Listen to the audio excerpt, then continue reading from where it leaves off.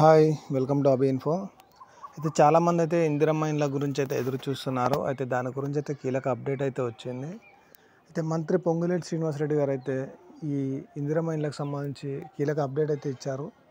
అయితే త్వరలో ఇందిరమ్మ ఇండ్ల పంపిణీ అనేది ఒక కాన్స్టిట్యున్సీకి 3,500 ఇండ్లు అయితే పంపిణీ చేస్తామని చెప్పేసి వారైతే ఈరోజు చెప్పడం అయితే జరిగింది.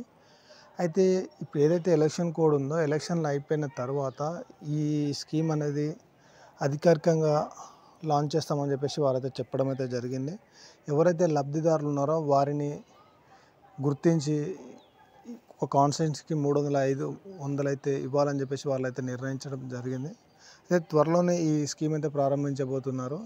అయితే ఎవరైతే లబ్ధిదారులు ఉన్నారో వారైతే వైట్ రేషన్ కార్డు, అలాగే ఆధార్ కార్డు, తెలంగాణలో నివసిస్తున్నట్టు ఆధార్ కార్డు ఇవైతే ఉండాలి. అలాగే ఖాళీ స్థలం కూడా ఉండాలి. వారికైతే ముందుగా ఈ స్కీమ్ అయితే ఇంప్లిమెంట్ చేయబోతున్నారు. అయితే ఎవరైతే అర్హులు ఉంటారో వారిని మాత్రం గ్రామ పంచాయతీలు అలాగే మున్సిపాలిటీలలో సభలు పెట్టి అయితే లబ్ధిదారులను అయితే ఎంపిక చేయడం అయితే జరుగుతుంది. ఎంపిక చేసిన తర్వాత వారికైతే 3 విడతలలో ఈ అమౌంట్ అనేది వారి బ్యాంక్ అకౌంట్లో జమ చేస్తారు. ఇదైతే ఇప్పటికైతే మనకున్న సమాచారం. మరేదైనా అప్డేట్ ఉంటే మన ఛానల్ ద్వారా మీకు చెప్పే ప్రయత్నం అయితే చేస్తాను.